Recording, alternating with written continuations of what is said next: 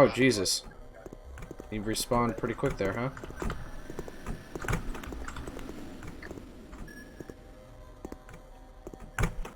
I got your flashlight, no problem. Let's see. Just gotta make my way back to... Making my way downtown. Walking. Oh, Jesus!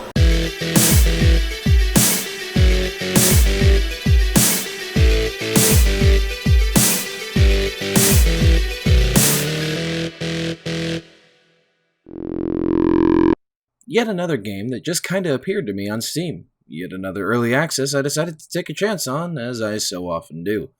Thought it looked like dumb fun, and it was cheap. Sure enough, well, it was dumb fun after all.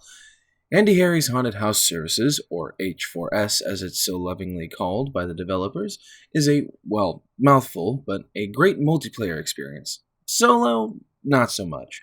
It consists of you and hopefully some friends decked out to look ridiculous or professional and take this elevator ride to hell, rather a randomized basement that may as well be hell. Burning crosses, pentagrams, a varying amount of electrical boxes to repair, and a phantom ready to give you plenty of jump scares. It's all served up with a retro aesthetic that honestly reminds me of FromSoft's PS1 horror outings, post-Kingfield, of course. You and your friends will be chased by this haunting, shadowy figure to no end, though thankfully it needs to get real close to you to bring your demise. And the AI in particular is easy to juke, but you also have your trusty flashlight.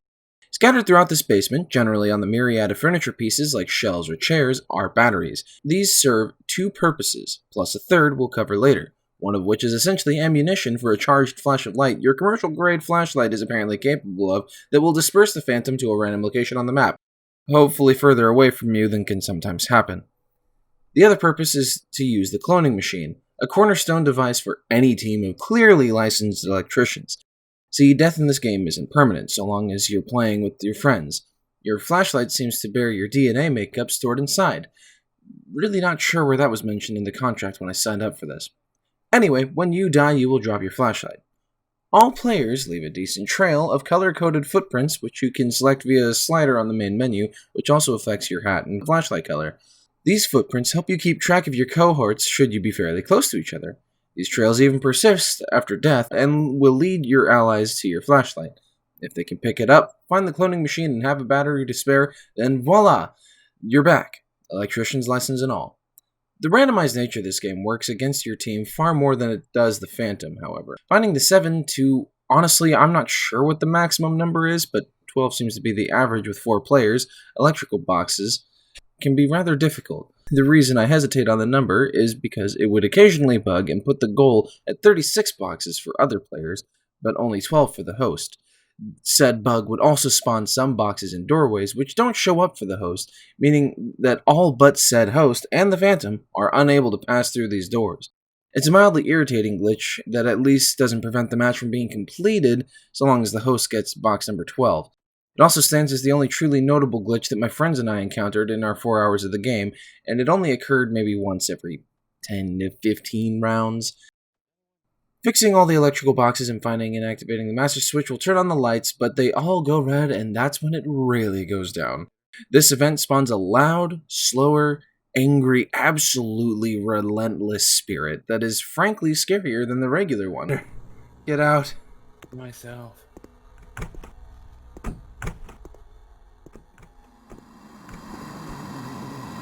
Oh, this thing doesn't stop to change direction.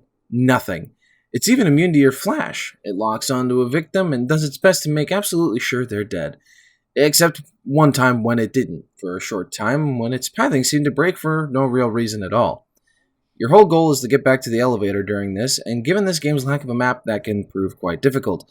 Should you succeed, you're rewarded with some batteries that serve as a currency for cosmetics in the shop. You get choices for body wear from neckties to mankinis, hats from sombreros to drink hats, and smiley faces from smiley to kawaii. How terrifying. This all culminates best in PvP.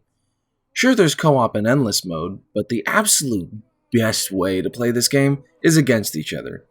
Everyone stands around waiting in the elevator. The moment someone hits the button to start the level, however, someone is randomly poofed and becomes the Phantom. This Phantom being player controlled is inherently better than the AI one. The AI Phantom will just wander around and occasionally give chase. A player, though, they can strategize. They can mess with you. They also get a short burst sprint, shorter than the players, but still effective, as well as the ability to teleport randomly, an ability that is on a cooldown. The jury is still out on whether or not that teleport can be manipulated to your advantage. The player Phantom has the goal of touching everyone, not the I'm on a list way, thankfully. You get to jump scare your friends far more effectively, abusing the game's aesthetic and dust particles that resemble the Phantom's eyes to make a quick sprint out of the darkness. I know it got me a good few times. You can also get a free kill if you're touching someone in the elevator and you become the Phantom, but that seems more like an oversight than a proper feature.